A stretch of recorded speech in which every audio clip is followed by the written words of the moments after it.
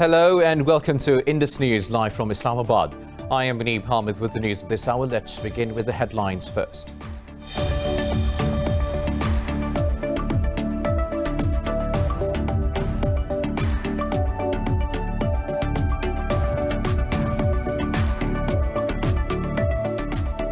Afghanistan's military says 11 Taliban fighters have been killed in an airstrike in northern Faryab province.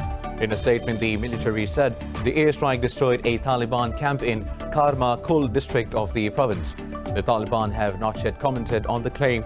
Meanwhile, police say President Ashraf Ghani's senior advisor on public affairs, Mohammad Hassan Hotak, has been killed in an attack in Kabul.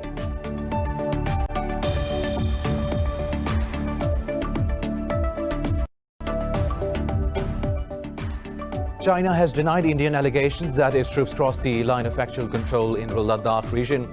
The Chinese Foreign Ministry said the two sides are communicating regarding conditions on the ground. The statement came after New Delhi claimed Indian troops foiled Chinese Army's provocative military movements in Ladakh.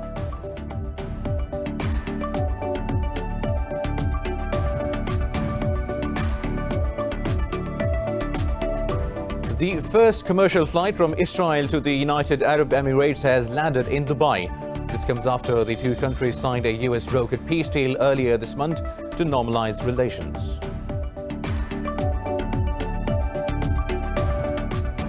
Lebanese President Michel Aoun has designated Ambassador Mustafa Adib as the Prime Minister.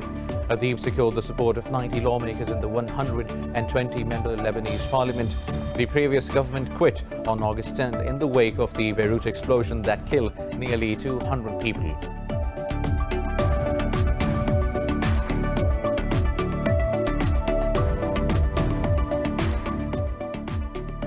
India has become the world's third worst affected country with more than 64,000 COVID-19 deaths, overtaking Mexico as 971 people died overnight. India's coronavirus infections have crossed 3.6 million after more than 78,000 tested positive in a day. Meanwhile, in Pakistan, 6 people have lost their lives to the virus overnight, taking the toll to 6,294 with over 295,000 cases. Globally, the virus has claimed more than 846,000 lives, while over 25 million have been infected.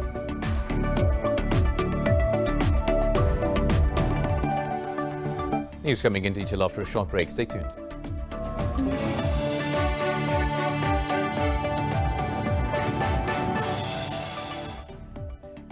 Welcome back. Now we'll have the news in detail.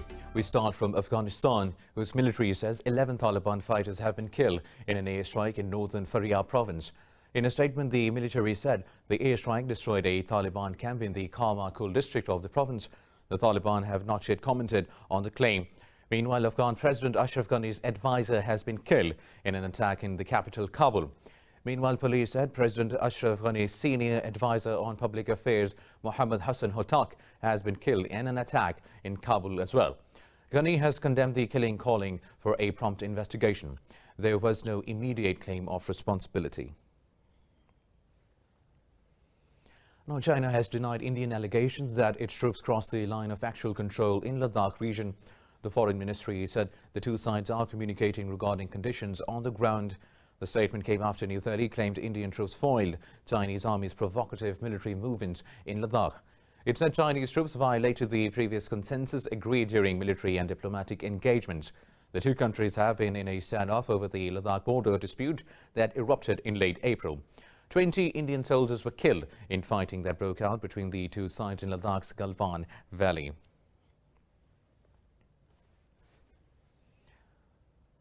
The first commercial flight from Israel to the Abu Dhabi has landed. This comes after the two countries signed a US-brokered peace deal earlier this month to normalize relations. The flight carried top officials from the United States and Israel to put final touches to the peace pact. The deal is the first such accommodation between an Arab country and Israel in more than 20 years. Palestinians are dismayed by the deal. They are of the view that the deal would weaken the pan-Arab position that calls for Israeli withdrawal from the occupied territories. Meanwhile, Lebanese President Michel Aoun has designated Ambassador Mustafa Adib as the Prime Minister. Deep secured the support of 90 lawmakers in the 120-member Lebanese parliament. He is also backed by Hezbollah and its allies. Soon after this designation, they vowed reforms and a new IMF deal to rescue the dwindling economy of Lebanon. The previous government of Hassan Diab resigned on August 10 in the wake of Beirut explosion that killed nearly 200 people.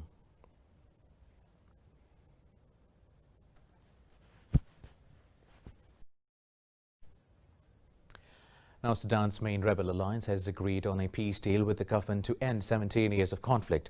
The state media said Sudan's Revolutionary Front, the southern states of Sudan, South Kordofan and the Blue Nile inked the deal with the government after year-long talks. It said senior government officials and rebel leaders signed their initials on protocols on security arrangements. The state media said a formal signing ceremony was held in neighboring South Sudan's capital, Juba.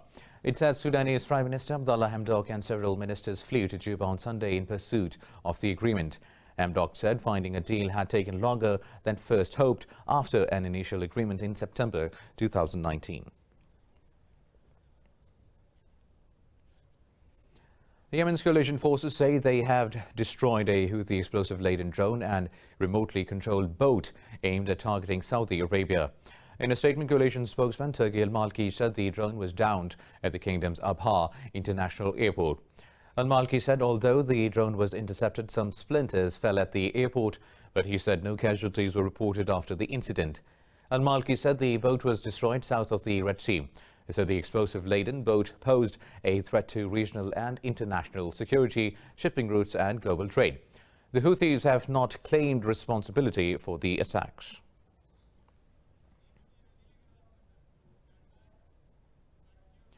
The Iraqi military says 2 rockets landed near the perimeter of Baghdad International Airport. This is the third such attack on sensitive sites in the capital this week. There were no reports of damage or casualties. No group has neither claimed responsibility nor denied the attack. On Saturday, a rocket struck Baghdad's heavily fortified Green Zone, which houses foreign missions, including the U.S. consulate, while 3 rockets landed in the same vicinity on Thursday.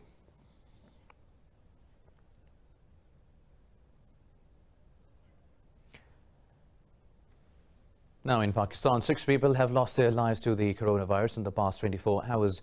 The Health Ministry says the death toll has reached 6,294 so far. The ministry said daily new cases have dropped to 213 from yesterday's 264. It said the number of active cases in the country is at 8,873. More than 280,000 patients out of some 295,000 have recovered, which accounts for a 94% recovery rate. Sindh remains the most affected province with nearly 129,000 infections, while Punjab has reported over 96,000 cases so far. Meanwhile, India has become the world's 3rd worst affected country with more than 64,000 COVID-19 deaths, overtaking Mexico as 971 people died overnight. India's coronavirus infections have crossed 3.6 million after more than 78,000 tested positive in a day. Globally, the virus has claimed more than 846,000 lives, while over 25 million have contracted the disease. More details in this report. Even with the outbreak slowing down in the Americas, thousands continue to die every day as the virus wreaks havoc in Europe and India. India is now the epicenter of the virus, reporting the 3rd highest infections tally and the 4th highest death toll in the world. In the US, the states of Iowa, Minnesota, North Dakota, and South Dakota report record daily infections. As Mexico's death toll crosses the 64,000 mark, health authorities press onward to secure a vaccine from multiple countries. COVAX facility promises to give us access to 20% of vaccines to help with 20% of Mexico's population. We agree, depending on what the health ministry says, but it is a good option because the risk is shared among the countries with the vaccines, but it's not enough. We cannot depend on it. COVAX promises to help with 20% of the population. We need a bigger quantity of vaccines, and so do other countries as well. That's why we are all holding bilateral talks. Over in Asia, mainland China reported 17 new imported cases with no domestic transmissions. In South Korea, new cases remained below 300 for the second day straight, with only 248 cases being recorded overnight. Whereas in Australia's second most populous state of Victoria, cases fell to a 7-week low. I know and understand that just as the vast majority of Victorians are doing the right thing, and that's central to this strategy working, I know that Victorians also want the clearest picture possible of what the next phase looks like. We cannot provide that certainty today. We cannot provide a detailed roadmap today, but we will provide that on Sunday. Another week's data is almost invaluable. In Europe, the UK has reported the highest daily cases since June 4th. Greece's total cases topped 10,000, half of which were reported just in August. Whereas in France, a persistent rise in infections jeopardizes the government's push to reopen schools this week. Now, the United States says the coronavirus vaccine can be released in the country sooner than expected.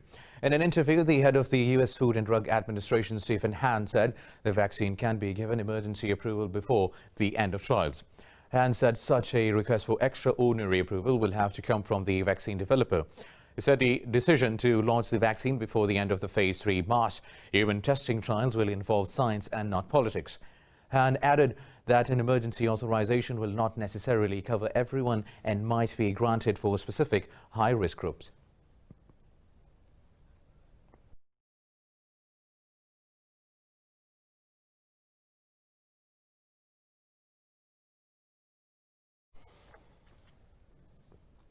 Now, China has condemned the Czech Republic over its steps towards Taiwan, saying they undermine Chinese sovereignty.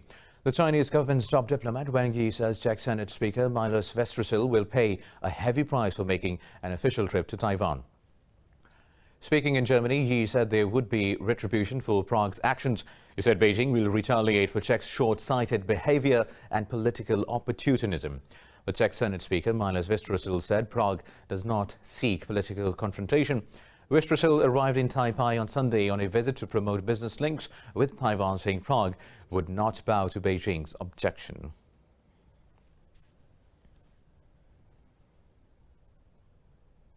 Now, French Foreign Minister Jean-Yves Le Drian has blamed the stalemate in Brexit talks on what he called Britain's attitude. Speaking to French ambassadors based in Europe, Le Drian said the EU was as united as ever in reaching an ambitious Brexit deal. He said it was up to Britain to make the next move. Le Drian accused Britain of having a rigid and unworkable attitude during the negotiations.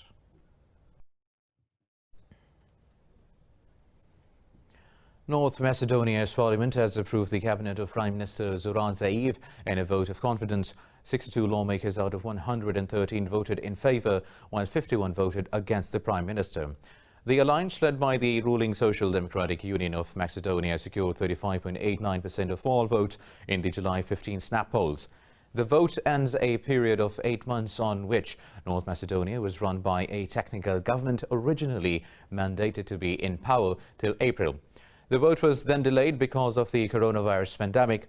Zaev has pledged to tackle the pandemic and its economic effects, as well as make progress on EU accession talks. Now, the trial of 4 suspects involved in the downing of Malaysian Airlines flight MH17 over eastern Ukraine in 2014 will resume today in The Hague. The hearings will begin with testimonies of the families of the victims. The Dutch-led international team said all 4 suspects will face murder charges if convicted. The prosecutor said flight MH17 from Amsterdam to Kuala Lumpur was deliberately shot down by a BUK missile fired by the pro-Russian rebels in Ukraine. All 298 people on board, mostly Dutch citizens, were killed. Russia has denied any involvement in the case.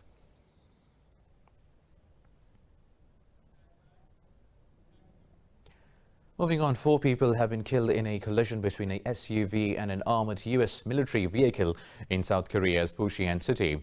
Emergency officials said the incident occurred near the Rodriguez range near the North Korean border. They said all 4 people in the SUV died in the crash, while one U.S. soldier in the armored vehicle suffered a minor injury. South Korean police say they have requested an autopsy to investigate the SUV driver's use of alcohol or drugs before the crash. It added the exact cause of the accident is still under investigation. Now, 4 migrants have died when a fire broke out on their boat near the southern coast of Italy. Police said 5 other migrants were injured and taken to hospital in the port city of Crotone. It said 2 police personnel were also hurt as they tried to help the migrants. Earlier, a German charity vessel rescued a boat carrying 400 refugees and migrants in the central Mediterranean. More news coming up in this bulletin after a short break. Stay tuned.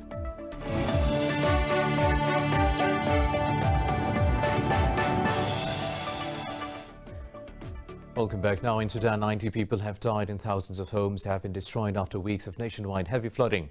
Military said it had deployed troops to aid in evacuations and distribute food among those affected. It said troops helped locals build barricades and other shields against the water from the Nile River. More than 380,000 people in Sudan's 17 provinces have been affected by heavy rainfall and flooding since the start of the rainy season in July. It always comes, the flooding, but never like this. This year we had a huge increase in a way that is simply, we're afraid of it. As you can see, he keeps removing it, the water. And no matter how much he removes, we keep getting more from the sea. You remove the water and it comes back from the River Nile right into the house. In Germany, researchers are planting downy oak trees in forests in a bid to help them survive climate change. These Mediterranean trees can outlive even in changing weather patterns. The successful experiment has given hope that it can help fill its role in the ecosystems. Details in this report. Pine and oak are struggling with the changing weather condition. The city of Berlin has said due to extreme weather, there were 7,000 fewer trees at the end of 2019 compared with 2016. We have seen that the forest here is being badly damaged by drought, and the effects of climate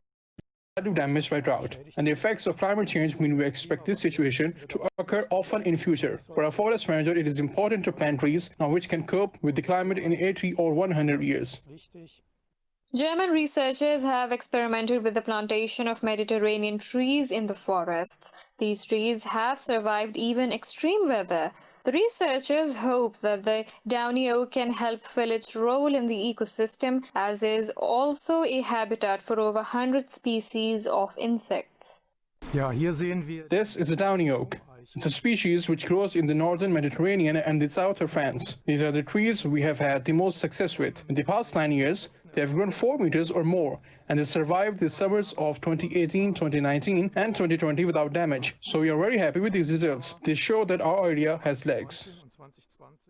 Wolfgang Brugmann says high temperatures and dry conditions are likely to become more frequent in the coming years. Therefore, forest managers need to plan ahead and start planting species that will be able to adapt an altered climate. Mexico's sweeping traffic woes have declined during the pandemic restrictions as the public resorted to riding bicycles to their workplaces. More details in this report. After the coronavirus SOPs were introduced in the Mexico City, people started using bicycles instead of commuting in fully packed metro bus carriages. In a bid to stay COVID-19 free, Mexicans avoided metro, which is a fragile public transport system that commuted 5 million people daily prior to the pandemic. I prefer to get on the bike rather than on the metro, so as to not expose myself to the situation that we are going through in quarantine. Also, it's a healthy habit. This trend is a good news for the city's bicycle shops as well as because their sales surged 3 times during the pandemic. People are scared to get on public transport. They want to do exercise. They want to be stronger, healthier. And the truth is, all bikes are selling very well, at triple normal sales. The idea of bicycling commuters was particularly welcomed by the city's administration. So in an attempt to keep this trend alive, even after the restrictions are lifted, Mexico City's government has launched a new urban planning project of 70-kilometer-long biker lanes.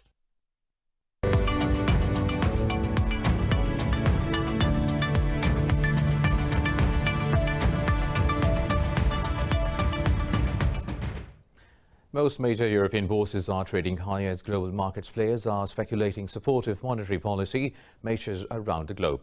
Earlier, the US Federal Reserve announced cutting interest rates, which was attracted activity in the global markets. European stock 600 has gained close to 1%. Markets in the UK are closed for a bank holiday, and London's FTSE 100 is trading close to 1% lower. Frankfurt's DAX is trading almost 1% higher. Paris CAC 40 gains more than 1%. Asia-Pacific markets on Monday were largely higher, with Japanese shares leading the gains following news of Warren Buffett's acquisition in leading Japanese firms. In China, official economic data released today has shown that activity in services sector has expanded at a much faster pace than expected in August. This is in line with an increase in demand across the economy from a previous coronavirus-induced slump. The official non-manufacturing purchasing managers index also rose a month earlier. China's services sector, including smaller private companies, has been slower to recover from the health crisis than manufacturing. But during the same July-August period, China's manufacturing output has grown at a slower pace than the services industry because of the floods. The official data shows the manufacturing purchasing managers index has fallen a fraction in July.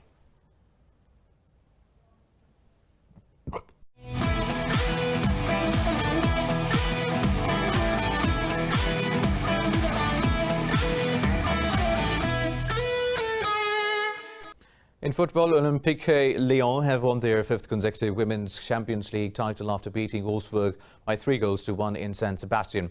With this victory, Lyon have lifted a record 7 trophies in total. France's Eugene Le Sommer opened the scoring, and Japan's Saki Kumage lashed in to put Lyon 2-0 up at half-time. Alexandra Popp headed in for Wolfsburg after the break, but Sarah Jork late third goal sealed the victory for Lyon.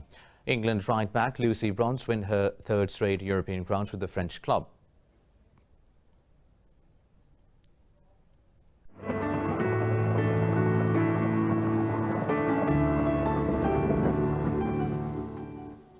Now let's have a look at the weather updates.